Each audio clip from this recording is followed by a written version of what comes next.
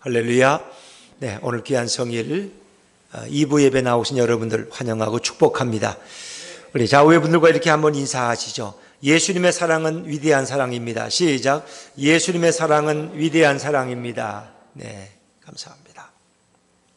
요즘 우리의 관심사는 일본의 경제 공격을 통해서 우리가 어려움 당하고 있고 어떻게 위기를 해결하느냐 하는 것이 모두의 관심사입니다. 그러다 보니까 거기에 관련된 그런 글들도 카톡에 많이 올라와요. 친구 목사가 보내준 글에 그런 재밌는 글이 하나 있어요. 일본이 반도체로 우리를 공격해도 우리는 끄떡없다. 왜냐하면 우리는 반도 국가니까. 그러더라고요. 일본이 화이트 국가 지정을 취소해도 우리는 끄떡없다. 왜? 우리는 백의 민족이니까. 잘 이해가 안 되시면 할 수 없습니다만 제 집에서 집사람한테 얘기했더니 집사람은 그게 썰렁하더라고요. 네. 저는 여기다 한술 더 떠서 우리의 이웃들이 우리를 배신하고 멀리 떠나도 우리는 끄떡없다. 왜? 예수님의 위대한 사랑이 있으니까. 전 이렇게 여러분에게 부언을 해드리고 싶습니다. 오늘 설교 제목을 예수님의 사랑이라고 잡았는데 예수님의 사랑은 위대한 사랑입니다. 그 위대한 사랑이 오늘 여러분의 심령 가운데 부어지기를 주의 이름으로 축원합니다. 모든 인간들은 사랑의 격이 맞아야 된다 그럽니다. 우리가 혼사를 주선할 때도 그 집안과 그 집안이 뭔가 좀 어울려야 된다고 생각합니다. 어떤 사회적인 지위나 그들의 어떤 부요함이나 어떤 학벌이나 이런 것이 좀 맞을 때 더 좀 좋은 사돈관계가 될 수 있지 않느냐 뭐 그런 얘기를 합니다. 그래서 우리가 유유상종이라 그러죠. 사람들은 끼리끼리 어울린다는 거예요. 그래서 결혼하는 것도 보면은 되게 정치인 가정들은 되게 정치인들끼리 결혼하는 경우들이 많습니다. 법조인들은 또 법조인들끼리 이렇게 사돈 관계를 맺습니다. 그런가 하면 또 뭐 연예인들이 늘 성공하는 건 아니지만 연예인들은 연예인들끼리 결혼하는 것이 많아요. 왜? 살아가는 문화가 다르기 때문에 서로 상대방을 이해하기가 어렵다는 것입니다. 그래서 재벌 귀족들, 재벌층들에서는 사위나 며느리를 얻을 때 가능하면 같은 재벌 중에서 구하기를 원한다는 거예요. 왜? 그렇지 않은 사람들을 만나면 이 돈 관계가 서로가 굉장히 이해 정도가 다르다는 것입니다. 실제로 어떤 재벌의 딸이 한 평범한 회사원과 결혼했는데 그것이 파경에 이르렀다는 그런 이야기를 우리는 신문에서 읽은 일이 있습니다. 어찌 보면 모든 것은 서로가 어울릴 만한 공통점이 있고 이해 정도가 있다는 것입니다. 인간은 그래서 남녀 간의 깊은 사랑을 하려고 해도 서로를 이해할 수 있는 계층과 결혼을 해야 된다고 사람들은 그렇게 말합니다. 아마 이것이 인간의 사랑의 모습일 것입니다. 그래서 모든 인간들은 먼 곳에서 배우자를 찾지 않고 가까운 곳에서 같은 문화와 같은 계층 속에 있는 사람들 가운데 찾는 경우가 많이 있습니다. 이것이 바로 인간들이 가진 사랑의 한계입니다. 자, 오늘 우리는 본문의 말씀으로 돌아와 보면 이제 이스라엘과 블레셋이 전쟁을 치르고 있는 과정이 소개됩니다. 근데 블레셋은 워낙 준비를 많이 하고 침국에 들어왔어요. 거긴 더구나 골리앗이라는 엄청난 장군이 있습니다. 그 골리앗을 당해낼 자가 없어요. 얼른 봐도 그의 키가 무려 한 2m 40, 거의 3m에 이르는 큰 장신이라고 합니다. 그러니까 그의 칼 하나도 누가 감히 들지 못하는 정도의 그런 무게를 가지고 있다는 거죠. 이스라엘 백성들은 전쟁 전부터 아예 공포와 두려움이 떱니다. 상대가 되지 않습니다. 이제는 이스라엘이 완전히 패전의 위기 속에 있을 때 아무도 나설 자가 없습니다. 그때 바람같이 혜성같이 등장한 자가 있습니다. 누굽니까? 바로 시골 목동 다윗입니다. 다윗은 사실은 8형제 중에 막내입니다. 그런 양치는 목동일을 하고 있고 전쟁터에 나간 형들에게 심부름을 왔다가 이스라엘의 하나님을 모독하는 골리앗을 보고 그냥 넘어갈 수가 없어요. 의분이 일어났습니다. 감히 하나님을 모독하다니. 그래서 이 어린 소년 다윗이 물맷돌을 가지고 지팡이를 가지고 전쟁에 나갑니다. 모두가 말렸지만 그런 골리앗과 싸워서 승리합니다. 그리고 자랑스럽게 골리앗의 목을 베어서 한 손에 들고 사울 왕에게 나아가서 자기를 소개합니다. 그때 아무도 그 다윗이 누구인지를 몰랐습니다. 오죽했으면 사울 왕이 아브넬 대장군에게 묻습니다. 저 소년이 누구냐? 저는 맹세컨대 그가 누구인지 모르겠습니다. 그 정도로 다윗은 이름 없는 자였고 아주 무명의 목동 집안의 가난한 집안의 막내 아들이었다는 거죠. 자, 그런데 오늘 본문에 보면 놀라운 사실은 그 요나단이, 그 사울 왕의 아들인 왕자인 요나단이 다윗을 보는 순간, 자기 민족을 위기에서 구원한 다윗을 보는 순간 너무 반가웠고 너무 기뻤고, 그리고 그 다윗을 보는 순간 요나단의 마음이 다윗의 마음과 하나가 되었다는 거예요. 그 요나단이 다윗을 자기 생명같이 사랑하게 되었다는 것입니다. 어떻게 이런 일이 있을 수 있을까 하는 것이죠. 자, 우리 오늘 본문 18장 1절을 한 번만 더 읽어보시겠습니다. 18장 1절입니다. 시작. 다윗이 사울에게 말하기를 마침에 요나단이 그를 자기 생명같이 사랑하니라. 아멘. 그랬으면, 자, 요나단은 신분이 왕자입니다. 왕세자. 우리가 예전에 TV에 드라마에 보면 태자죠, 태자. 왕위를 이어받을 왕자는 다른 왕자에 비해서 태자라고 혹은 왕세자라고 부릅니다. 그러니까 왕자 중에 한 사람이 아니라 그는 자기 왕이 될 왕세자입니다. 그리고 왕세자와 목동 다윗의 신분의 차이는 이루 말할 수 없이 높은 거죠. 그 당시로 보면은, 더구나 그 당시는 뭐 거의 목동이라는 것은 종의 수준입니다. 그래서 나중에 보면은 사울 왕이 사실은 다윗을 사랑해서가 아니라 죽이려고 자기의 사위로 삼으려고 그러니까 다윗이 뭐라 그래요? 저희 집안은 아무 당신과 사돈이 맺을 만한 그런 조건이 없다는 것입니다. 우리 집안은 내세울 것이 아무것도 없는데 어떻게 제가 당신의 사위가 될 수 있습니까? 하고 사양하는 것을 우리가 볼 수 있죠. 그처럼 신분의 차이는 큰 것입니다. 근데 요나단은 그런 신분의 차별을 뛰어넘어서 요나단, 다윗을 자기 생명같이 사랑했다. 또 요나단의 마음이 다윗의 마음과 하나가 되었다는 것, 이 서로 마음이 통한다는 거 쉽지 않잖아요. 서로의 생각이 같고 서로의 언어가 소통할 수 있을 때 마음이 하나가 될 수 있어요. 그런데 첫눈에 다윗을 보는 순간 요나단의 마음이 다윗의 마음과 하나가 되었다는 것, 어떻게 이럴 수 있을까? 더더욱 여러분도 생각해 보세요. 사실은 다윗이 골리앗을 무찌르고 전쟁을 승리로 이끕니다. 나라의 영웅이 됩니다. 모든 사람들은 다윗이 도대체 누구냐? 그가 누구의 아들이냐? 어디서 왔느냐? 관심이 거기에 쏠립니다. 다윗은 무명의 목동에서 하루아침에 이스라엘에서 가장 유명한 사람이 되어버립니다. 그때 불편한 사람이 누굽니까? 바로 사울 왕과 왕자 요나단입니다. 어찌 보면 그 상황 속에서 요나단이 칼을 들고 나가서, 왕자가 칼을 들고 나가서 골리앗을 무찔러서 승리를 안겨줬다. 온 백성은 찬양하고 좋아할 겁니다. 그런데 그 일을 누가 했어요? 다윗이 했어요. 다윗이 인기 있고 다윗이 백성 앞 입에 오르내립니다. 그때 제일 불편한 사람은 누구예요? 요나단이에요. 우리가 정치적으로 말하면 앞에서는 다윗을 환영하지만 뒤에서는 다윗을 죽여야 됩니다. 언제가 저놈은 백성의 인기를 얻고 있으니까 나의 경쟁자가 될 거야, 내 왕위를 가로막을 자가 될 거야, 그러니까 죽여버려야 돼. 오히려 이렇게 생각해야 되는데 요나단은 어떻게 다윗을 사랑한다고 말하고 그와 한 마음이 될 수 있었을까? 이것은 있을 수 없는 얘기예요. 현실 세계에서는 불가능해. 정치인들이나 이런 경쟁적인 사회에서는 누가 나보다 앞서면 그를 제거해야 돼. 왜? 그 때문에 내가 더 이상 성공하지 못한다는 것입니다. 그런데 요나단은 그렇지 않았다는 것입니다. 이렇게 보면 요나단이라는 사람은 어찌 보면 정치적 감각이 없는 바보이거나 아니면 지능이 모자라는 어떤 멍청이가 아니라면 도무지 요나단과 다윗의 사랑은 성립될 수 없는 것이다 하는 것입니다.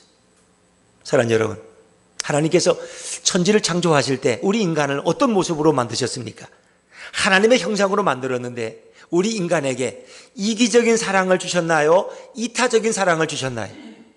여러분 생각에 하나님 처음 우리를 만들 때는 이타적인 사랑의 마음을 주었어요. 나보다 다른 사람을 더 사랑하고 그리고 하나님을 전적으로 사랑하는 그런 마음을 주었어요. 그래서 인간들은 이 땅에서 하나님의 형상대로 지음받고 살아가면서 하나님 주신 그 사랑의 마음을 가지고 고귀한 사랑으로 누군가를 사랑할 수 있는 귀한 존재로 창조되었습니다.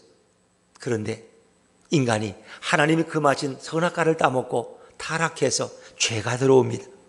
그때 인간 속에 있던 하나님의 영이 떠나가고 그 사랑이 변질되게 됩니다.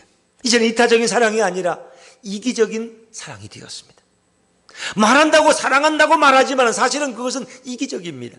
나의 목적을 위해 상대를 이용하는 것입니다. 나의 어떤 목적과 야망을 이루기 위해서 상대를 잠시 사랑하는 것처럼 보일 수는 있지만 거기에 진정 나를 희생하는 아가페적인 사랑이 있느냐? 인간 속에는 그런 사랑을 찾을 수가 없다는 것입니다. 어찌 보면 그 사랑은 조건적인 사랑입니다. 이유가 있는 사랑입니다. 목적을 가진 사랑입니다. 정치적으로 손해보지 않는 사랑입니다. 때로는 자신의 행복을 위해서 남을 마음껏 이용할 수 있는 타락한 사랑을 인간이 갖게 되었습니다. 타락한 인간은 이제 더 이상 하나님을 사랑하지 않을 뿐 아니라 어떤 인간도 자신의 생명처럼 사랑하지 않게 되었습니다. 다시 말하면 짐승 같은 자로 인간은 전락하게 된 것입니다. 타락하기 전에 하나님이 부어주신 그 사랑을 다 잃어버리고 빼앗기고 그 사랑은 변질돼 버리고 말았습니다. 타락한 인간의 사랑은 서로가 서로를 이용해 먹습니다. 서로가 서로를 배신합니다. 이런 더럽고 추악한 사랑으로 인생을 살아가는 이기적인 존재로 인간은 전락해버리고 만 것입니다. 오늘 우리는 이 요나단과 다윗의 이야기를 서두에 말씀드렸습니다만 만약 요나단이 하나님을 알지 못하고 하나님을 사랑하지 않는 그런 왕자였다면, 그리고 그가 매우 정치적이고 교활하고 자기 이익을 따지는 약삭빠른 사람이었다면 그러나마 다윗을 사랑할 수가 없었을 것입니다. 오히려 다윗을 자기의 정적점으로 살고 앞에서는 환영하지만 뒤에서는 칼을 가는 관계가 되었을 것입니다. 그러나 요나단의 마음이 다윗과 하나 된 것은 인간의 사랑을 넘어서는 정말 신앙적인 사랑이었고 하나님께서 주신 그 사랑을 요나단의 마음속에 소유하고 있었기 때문입니다. 정치적인 계산으로는 도저히 사랑할 수 없는 관계였습니다. 요나단은 하나님을 매우 사랑하고 하나님을 경외하는 자였기 때문에 하나님의 이름을 모욕하고 하나님의 이름을 능욕한 이 골리앗을 무찌른 다윗을 마치 자기의 몸처럼 자기의 생명처럼 사랑하는 것입니다. 내 목숨을 구원한 사람처럼 그를 반갑게 맞이합니다. 그래서 요나단은 다윗을 자신의 생명처럼 깊이 사랑하고 그 마음을 열고 함께 나누게 됩니다. 만약 요나단이 하나님을 경외하지 않는 자라면, 자기의 생명과 자기의 지위와 자기의 안일만 밝히는 그런 자라면 다윗을 정치적 정적으로 삼아서 어떻게든 다윗을 제거하려고 요나단은 아마 꿈꾸는 자가 되었을 것입니다. 그러나 두 사람은 한 하나님을 뜨겁게 사랑하고 신앙적인 동질성을 가지고 마음을 열고 서로를 받아들이는 아름다운 우정의 관계가 되었다는 것입니다. 이제 요나단은 다윗과 함께하는 전쟁터가 두렵지 않습니다. 다윗이 함께라면 그는 더 이상 외롭지 않았고 더 이상 든든하고 자랑스러움을 가지고 그런 다윗과 동행하는 그런 삶을 살아가게 되었습니다. 우리 예수님은 하나님의 독생자 외아들로서 예수님의 신분은 하나님과 동등한 신분입니다. 예수님의 계층은 절대적인 신의 계층입니다. 예수님의 지위는 만왕의 왕이십니다. 예수님은 오늘 요나단처럼 매우 높고 높은 지위를 가졌지만 예수님은 목동 다윗처럼 천하고 하찮은 모든 인간들을 사랑하기 위해서 우리를 찾아오신 분이 바로 예수님이십니다. 요나단이 도저히 목동 다윗과 친구가 될 수 없고 우정을 나눌 수 없는 관계임에도 불구하고 그를 자기 생명처럼 여겼던 것처럼 예수님은 그가 하나님이시기 때문에 천한 우리 죄인된 인간들과는 서로 교제하거나 사랑할 수 없는 관계임에도 불구하고 예수님은 스스로 자신을 낮추셔서 우리를 찾아오셨고 우리의 죄를 자신의 몸에 짊어지시고 우리를 위해서 당신의 생명을 십자가에서 내어주신 줄로 믿습니다. 여러분, 오늘 요나단과 이 다윗의 관계는 바로 예수님과 우리의 관계를 미리 보여주는 예표적 그림이라고 말할 수 있습니다. 예수님은 죄인된 인간을 너무너무 사랑한 그런 모습을 요나단을 통해서 이미 구약에서 우리에게 미리 예표해 주고 있습니다. 예수님은 인간의 사랑이 아니라 신적인 사랑을 가지고 오셨습니다. 인간의 사랑은 부족합니다. 인간의 사랑은 미완성이고 인간의 사랑은 불완전한 사랑이고 한계가 있고 불효가 있습니다. 아무리 사랑한다고 해도 그 사랑에는 흠이 있고 연약함이 있습니다. 그러나 반면 예수님의 사랑은 완벽한 사랑입니다.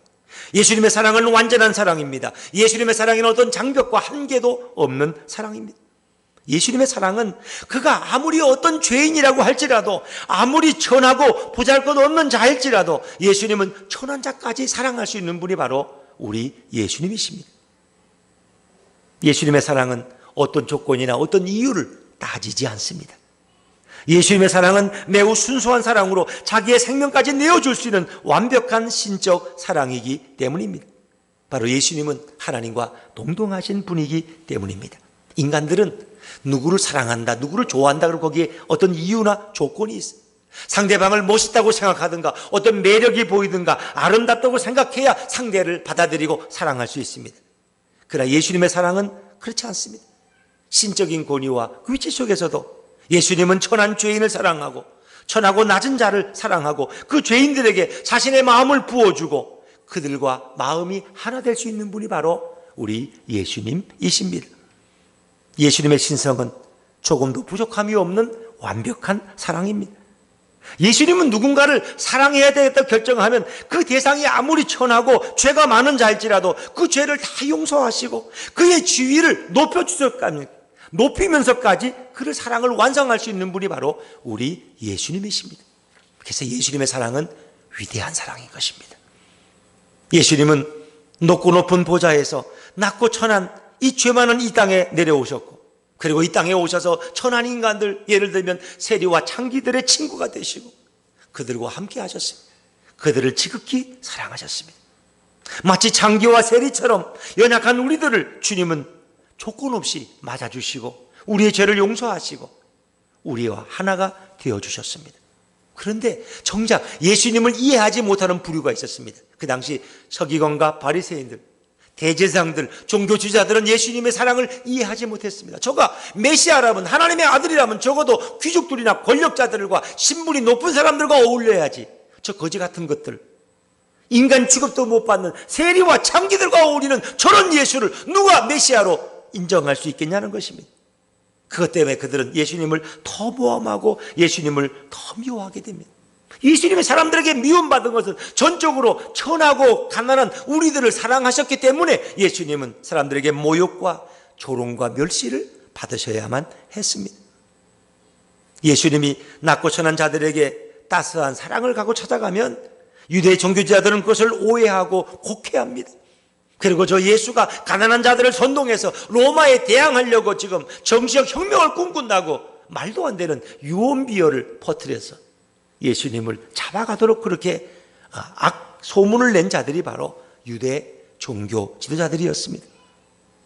사랑하는 여러분, 예수님은 이들로부터 끊임없이 비난을 받고 모욕과 수욕을 당하셨습니다. 그러니까 예수님의 고통은 십자가에서만이 아니라 살아계실 때 종교 지도자들로부터 많은 수모와 고통도 예수님은 당하셨던 분이 우리의 주님이십니다. 그런가 하면 예수님은 이 땅에 계실 때 어떤 분이셨는가? 우리가 예수님에 관한 말씀을 풀어놓자면 끝도 없죠. 왜? 창세기부터 말라기까지, 마태복음부터 계시록까지가 다 예수님에 관한 말씀이에요. 우리는 그것을 다 설명할 수 없지만 그 중에 한 가지를 든다면 예수님은 슬퍼하는 자들과 그 마음을 함께 하셨습니다. 예수님의 마음은 부유한 자나 권력자나 성공한 자의 마음에 있는 것이 아니라 늘 이 땅에서 가난하고 천하고 눈물 흘리는 자들과 그 예수님의 마음을 함께 두셨다는 것입니다.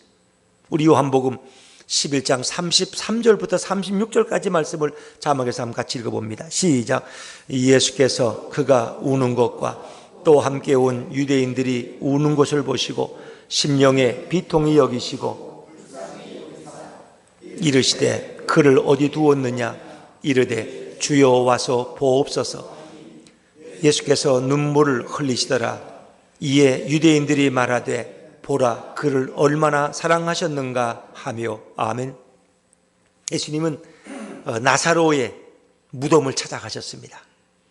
마르다와 마리아는 불평합니다. 아니 예수님이 여기 계셨더라면 우리 오빠가 죽지 않았을 텐데, 이미 죽어서 나흘이 지났고 이미 냄새가 납니다. 근데 예수님은 무덤문을 열으라고 하시는 거예요. 많은 친족들과 그 가족들이 울고 있었습니다. 예수님은 그 광경을 보고 당신도 눈물을 흘리십니다. 그래서 요한복음 11장 35절은 예수께서 눈물을 흘리시더라. 그래서 성경에서 가장 짧은 구절이 요한복음 11장 35절입니다. 가끔 퀴즈에 나옵니다.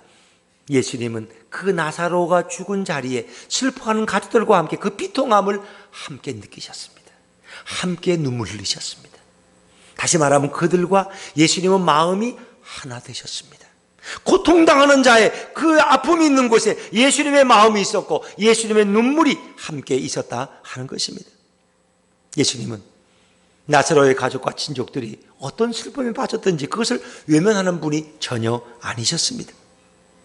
그리고 예수님은 슬퍼하는 자들과 함께 눈물을 흘리며 그들과 하나가 되셨습니다. 우리가 누군가의 슬픔에 동참하려면 슬퍼하는 자들의 마음과 하나가 되어야 됩니다. 예수님은 사실 죽음의 공포를 당하지 않고 얼마든지 죽음을 피할 수 있는 그런 분이셨지만 죽음의 공포를 느끼며 나사로의 죽음 앞에서 슬퍼하는 자들을 불쌍히 여기셨습니다. 그리고 그들과 함께 마음을 공유하시고 그들과 함께 눈물을 흘리시고 마지막에는 나사로를 살려주셔서 그들의 눈물을 닦아주시고 그들에게 기쁨을 회복시켜 주신 분이 바로 우리 예수님입니다.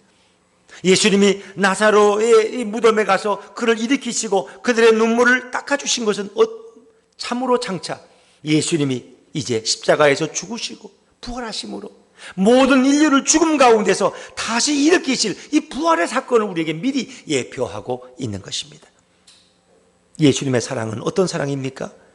비천한 자와 하나가 되고 천한 자들과 함께 낮아지는 사랑, 그것이 바로 예수님의 사랑인 줄로 믿습니다. 예수님은 높고 영광스러운 천국의 보좌를 버리고 낮고 천한 이 땅에 오셔서 죄인들의 친구가 되어주셨고 그 천한 죄인들을 위해서 자신의 생명을 내어주시는 진정한 사랑을 보여주셨습니다. 예수님의 사랑은 자신을 높이려고 천한 자들을 이용하는 악랄한 정치꾼들과는 차원이 다른 사랑이었습니다. 예수님은 죄인들과 한마음이 되기 위해서 낮아지시는데 예수님의 사랑은 죄가 없으면서도 죄인처럼 낮아지는 그런 사랑이셨습니다. 그래서 사랑이란 자기중심적이거나 이기적인 사랑은 안 됩니다. 진정한 사랑은 타인을 위한 사랑이고 타인을 위해서 나를 희생할 수 있는 사랑입니다. 그 사랑이 바로 예수님의 사랑입니다. 여기서 멀지 않은 평양을 한번 생각해 보십시오. 김일성, 김정일, 김정은 3대가 세습을 해왔습니다. 물론 목사님들이 자식에게 세습하는 걸 아주 우리 한국민들도 굉장히 예민하게 비판하고 하는데 또 북한의 세습은 별로 그렇게 비판을 안 하시는 것 같아요. 근데 그 3대를 세습하면서 정말 그분들이 2,500만을 행복하게 했습니까? 2,500만의 인민을 잘 먹고 잘 살게 했습니까? 양식이 없을 때 수십만 명이 굶어 죽어 갔습니다. 그래서 그 인원이 몇 년에 걸치니까 수백만이 아사했다는 거예요. 굶어 죽었다는 거예요. 순수하게. 그런데 그들이 타는 차는 다 외제차입니다. 김일성 친족들 그리고 권력 잡은 핵심 인물들은 다 외제차, 적어도 1억, 2억, 3억짜리 차를 다 타고 다녀요. 평양과 또 환경들이 다른 데는 전혀 다른 딴 세상이에요. 딴 세상. 그것이 인민과 자기를 함께 공유하는 것이고 마음을 나누는 것입니까? 그렇지 않습니다. 그것은 엄격히 구분하는 것입니다. 김일성의 핏줄을 가진 사람들은 호화롭게 살고 외제차를 타고 마음대로 먹고 마시지만 김일성 피와 상관없는 사람들은 다 가장 낮은 곳에서 죽도록 일만 하다가 결국 비참하게 쓰러져가는 그런 나라가 북한이다 하는 것입니다. 김일성, 김정일, 김정은에게서는 예수님이 보여주신 그 함께 공감하는 사랑은 전혀 찾을 수가 없다는 것입니다. 그러나 예수님의 사랑은 죄인들과 예수님의 자신을 동일시합니다. 그리고 오죽했으면 죄인들이 자신들이 져야 할 십자가의 짐을, 그 죄의 짐을 예수님이 대신 짊어지셨고 십자가에서 그 고난을 당하셨습니다. 예수님의 사랑은 가장 천한 자들과 자신을 하나 되게 하신 그런 공유적인 사랑이었고 그리고 낮아진 사랑이었습니다. 예수님의 사랑은 모든 죄인들의 죄까지 대신 짊어지고 죄인들과 하나 된 완벽한 사랑인 줄로 믿습니다. 사랑이란 바로 그런 것입니다. 자신을만을 위한, 자신의 가문만을 위한, 특권층만을 위한 이기적인 사랑이 아니라 타인과 연약하고 천한 자들을 위한 그 사랑이 가장 완전한 사랑입니다. 하나님은 우리 인간을 창조하실 때 처음에 우리 인간들에게 사랑의 감정을 주셨고 정말 완전한 사랑을 하도록 우리를 하나님의 형상대로 지으셨습니다. 그러나 인간들은 하나님의 명령을 어기고 타락한 이후에 인간의 사랑은 변질되었고 짐승과 같은 본능에 의해 살아가는 이기적이고 자기 중심적인 존재가 되어버리고 말았습니다. 인간이 하나님과 교제할 수 있는 높은 지위에서 천한 위치로 떨어졌을 때 하나님은 그것을 그대로 방치하지 않으십니다. 인간이 범죄하고 타락한 것을 보고 하나님은 슬퍼하십니다. 그리고 예수님을 이 땅에 보내셔서 잃어버린 사랑을 회복하게 하시고 잃어버린 생명을 다시 그들에게 부어주시게 하신 분이 바로 우리 하나님이십니다. 하나님께서 예수님을 보내실 때는 인간들의 죄를 심판하고 인간들의 죄를 정죄하고 인간들의 죄를 미워하라고 예수님을 보내신 것이 아니라 오히려 예수님이 이 땅에 오셔서 죄인들의 친구가 되시고 죄인들과 한마음 되어서 죄인들을 불쌍히 여기고 죄인들을 사랑하도록 예수님을 이 땅에 보내주신 것입니다. 이런 하나님의 자비와 긍휼하심이 없었더라면 오늘도 우리 인생들은 하나님의 형상을 회복하지 못하고 짐승 같은 무의미한 삶을 살다가 결국 비참한 죽음을 맞이할 수밖에 없었을 것입니다. 그러나 우리 주님의 끝없는 자비하심으로 인간은 다시 사랑받는 존재로 태어날 수 있었고 우리는 이것을 거듭남 혹은 중생 혹은 구원이라는 말로 설명하고 있는 것입니다. 사랑하는 여러분, 정말 비천한 그 시대로 보면 왕자 앞에 감히 설 수도 없는 얼굴을 들 수도 없는 비천한 종과 같은 다윗을 사랑한 요나단의 사랑은 대단히 놀라운 사랑이었습니다. 훗날 다윗은 왕이 되었을 때 요나단이 자신을 사랑한 그 사랑은 정말 기이하고 놀라운 사랑이라고 그렇게 그런 찬양하고 있습니다. 우리 사무엘하 1장 26절 말씀을 한번 읽어볼까요? 사무엘하 1장 26절을 자막해서 같이 읽습니다. 시작. 내 형 요나단이여 내가 그대를 애통함은 그대는 내게 심히 아름다움이라 그대가 나를 사랑함이 기이하여 여인의 사랑보다 더하였도다. 아멘. 놀라운 일입니다.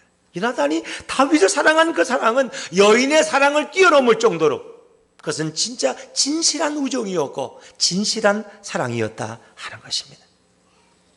다윗이 요나단을 사랑한 것을 사람들은 별로 기억하지 못하지만 왕자인 요나단이 가장 천한 다윗을 사랑한 이 사랑은 오랫도록 사람들의 입에 오르내리고 있는 것입니다.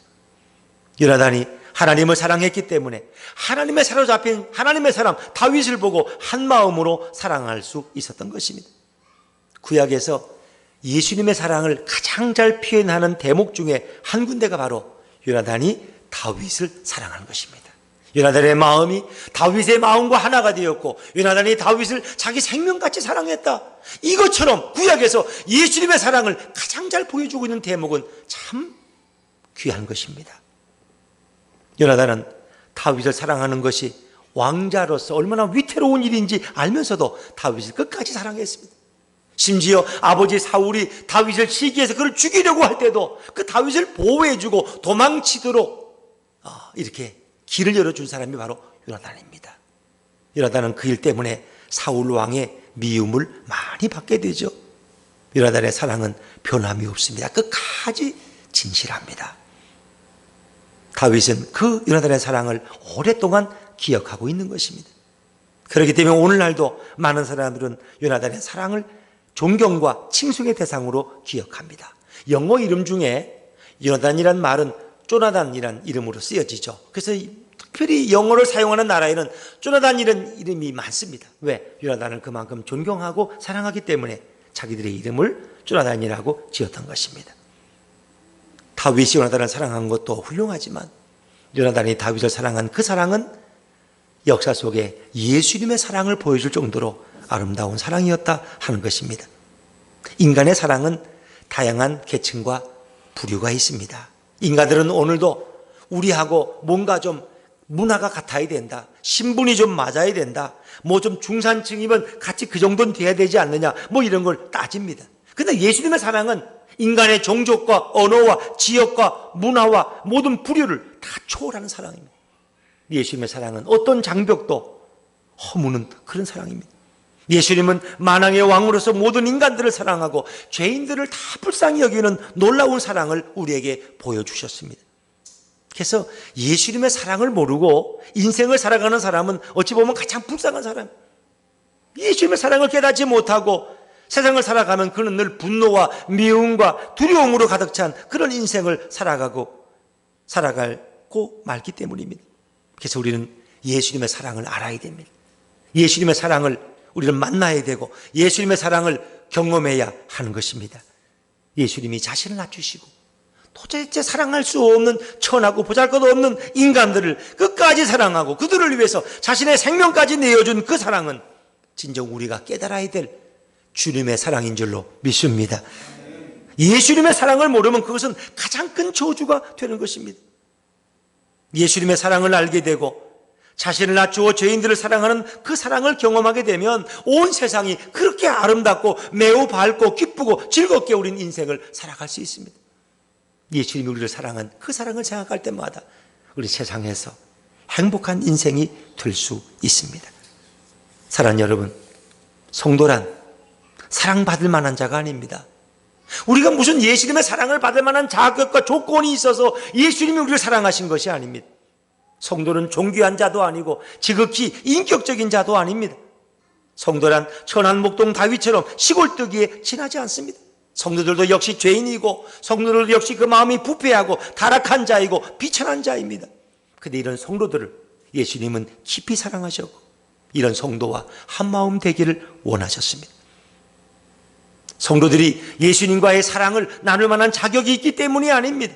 예수님이 자신을 낮추어 우리들을 불쌍히 여기시고 우리를 어여삐 여겨 주셨기 때문입니다. 성도는 사실은 죄가 많고 허물이 많기 때문에 거룩하신 예수님과 가까이 할 수 없는 관계이지만 예수님은 죄 많은 우리들을 배척하지 않으시고 우리를 가까이 대해주십니다. 그리고 우리의 죄악을 용서해 주시고 그리고 그 죄의 짐을 예수님이 친히 짊어지셨습니다. 성도가 잘나고 성도가 깨끗하고 성도가 훌륭해서 예수님이 사랑을 부어준 것이 아닙니다. 누추하고 더러운 성도들을 예수님은 가까이 부르셔서 그들의 죄를 용서해 주시고 성도에게 큰 사랑을 부어주셨습니다. 그래서 예수님이 우리 성도들을 사랑한 그 사랑은 정말 기이하고 이해할 수 없는 놀라운 사랑입니다. 오늘날도 세상에서 아름다운 처녀가 멋진 총각과 결혼을 하면 다 훌륭한 결혼이라고 사람들은 축하해 줍니다. 멋진 왕자가 아름다운 귀족 처녀와 결혼을 성대하게 하면 많은 사람들은 칭송하고 축복하며 자랑합니다. 그러나 만약 왕자가 누추하고 못생긴 하녀와 사랑에 빠져서 결혼을 하면 서로 어울리지 않는 짝이라고 사람들은 비판하고 구설수에 올립니다. 그러나 예수님의 사랑은 가장 보잘것없고 천한 성도들을 찾아오시고 우리를 지극히 사랑한 놀라운 사랑을 보여주셨습니다. 만왕의 왕이신 예수님은 더럽고 추악한 성도들을 깨끗이 씻겨주어 사랑하셨습니다. 이런 예수님의 사랑은 논리적으로 설명할 수 없는 사랑입니다. 예수님 자신의 생명을 주기까지 어떻게 우리를 사랑할 수 있을까? 그래서 그 사랑을 빌립보서는 죽기까지 사랑하신 사랑이라고 말합니다. 도대체가 인간이 어떻게 그런 사랑을 할 수 있습니까? 그거는 신이신 예수님만이 가능한 사랑입니다. 성도란 예수님과 하나 되었기 때문에 예수님과 깊은 사랑을 나누는 관계가 된 자가 바로 성도입니다. 예수님이 우리를 사랑하기 때문에 우리가 세상에서 어떤 환난과 시련을 만나도 예수님이 친히 보호해 주시고 우리를 천국까지 인도해 주시는 그 위대한 하나님의 사람이 바로 성도라고 하는 것입니다. 만왕의 왕이신 예수님의 사랑을 받은 성도는 이제 천사가 흠모할 만한 눈부신 인생을 살아가게 된 것입니다. 성도가 복된 것은 자신이 의롭게 되는 것이 아니라 예수님의 사랑을 받았기 때문입니다. 사랑 여러분, 예수님이 부어주신 그 위대한 사랑을 이제 우리는 무엇을 위해 사랑할 것입니까? 어떤 이들은 하나님을 잘 모르고 예수님을 모르기 때문에 그 고귀한 사랑을 자신의 어떤 야욕을 위해서 자신의 이름을 내는데 자신의 목적을 위해서 그 사랑을 이용하는 자들도 종종 있습니다. 사랑한다고 하는데 그것은 그를 이용해서 뭔가 나의 목적을 채우고자 사랑한다고 말하는 사람도 있을 거예요. 그러나 진정 예수님의 사랑을 아는 사람들은 그렇지 않습니다. 상대가 아무리 낮아도 상대가 아무리 천해도 상대가 아무리 부족해도 그를 사랑하고 그를 위해서 희생할 수 있는 자가 진정 예수님의 사랑을 아는 자인 것입니다. 종종 이런 전통 있는 교회에서도 이 큰 사랑의 선물을 마음에 갖고 있으면서도 그 사랑을 자신의 꿈과 야망을 이루는 그런 일에 사용하는 어리석은 자들이 종종 있습니다. 그들은 하나님의 사랑을 전혀 모르는 자들입니다. 예수님의 사랑을 경험한 자는 그 숭고한 예수님의 사랑을 가지고 자신의 주변에서 눈물 흘리는 자의 눈물을 닦아주고 아파하고 고통스러워하는 자들을 한마음으로 위로하고 사랑하는 자가 바로 주님의 사랑을 깨닫는 자인 것입니다. 사랑하는 여러분, 오늘도 우리 교회 안에는 이런 예수님의 풍성한 사랑을 마음에 품고 사랑할 수 없는 자들을 사랑하고 정말 함께 슬퍼할 수 없는 자들을 위해서 함께 슬퍼할 수 있는 그런 성도들로 가득 채워줄 때 교회는 사랑으로 풍성하게 되고 교회는 세상의 빛과 소금이 될 줄로 믿습니다. 예수님이 주신 사랑의 마음을 자신의 인생이 높아지고 야망을 이루는데 사용하는 어리석은 인생이 되는 것이 아니라 예수님의 사랑을 본받아서 자신을 낮추고 사랑이 필요한 자들에게 사랑을 나누어 주고 그들과 한마음이 되고 그리고 그들을 위로할 수 있을 때 우린 천국에서 가장 높은 자, 존귀한 자가 될 수 있습니다. 요나단은 사랑할 수 없는 다윗을 사랑했습니다. 요나단은 사랑을 주면 안 되는 자에게 사랑을 내어주었습니다. 그것이 바로 예수님의 사랑입니다. 예수님은 사랑할 만한 자를 사랑한 것이 아닙니다. 사랑할 수 없는 자를 사랑한 것입니다. 사랑을 베풀 수 없는 죄인들에게 예수님은 사랑을 베풀어 주셨습니다. 여러분, 예수님의 사랑은 알면 좋고 모르면 그만이지 이런 수준이 아닙니다. 예수님의 사랑이 얼마나 큰 사랑이고 어떤 사랑인가를 아는 것은 내 영혼이 살 수 있고 내 영혼이 죽을 수도 있는 갈림길이 될 수 있습니다. 예수님의 사랑을 아는 것은 선택이 아니라 필수입니다. 그래서 예수님의 사랑을 알고 싶으면 예수님의 사랑에 대해서 가장 잘 기록한 책이 성경책입니다. 신약 성경은 물론 예수님의 사랑을 잘 증거하고 있지만 구약 성경 전체가 예수님의 사랑에 대해서 절절히 구구절절히 말씀하고 있습니다. 성경을 깊이 읽고 묵상하는 자는 날마다 예수님의 사랑에 취해서 사랑의 깊이와 넓이와 높이와 길이 때문에 날마다 춤을 추며 기뻐하고 행복한 성도의 삶을 살아갈 줄로 믿습니다. 성경을 읽지 않으면서 예수님의 사랑을 알기 원하는 자는 물에 들어가지 않으면서 수영을 하고 싶은 자와 동일한 것입니다. 예수님의 사랑은 성경 전체에 기록되어 있습니다. 성경을 통해서 예수님의 사랑을 깨닫게 될 때 우리의 인생이 바뀌고 마음이 바뀌고 불행이 행복으로 바뀔 줄로 믿습니다. 우리 인생에 당하는 아픔이 치유로 바뀌고 지옥 같은 나날이 천국 같은 나날이 될 줄로 믿습니다. 이렇게 예수님의 사랑을 깨닫는 자들은 자자손손이 복을 받을 것입니다. 예수님의 사랑을 받지 않는 후손이 얻게 되고 예수님의 사랑의 빛으로 남은 인생을 기쁨과 즐거움으로 찬양과 즐거움으로 찬양과 행복으로 살아가게 될 것입니다. 주님이 주시는 행복이 밀물처럼 우리의 심령에 우리의 가정에 밀려올 줄로 믿습니다. 우리 예수분교회 성도들과 오늘 예배에 참석한 모든 성도들은 날마다 예수님의 사랑으로 충만한 인생들 되시기를 주의 이름으로 축원합니다.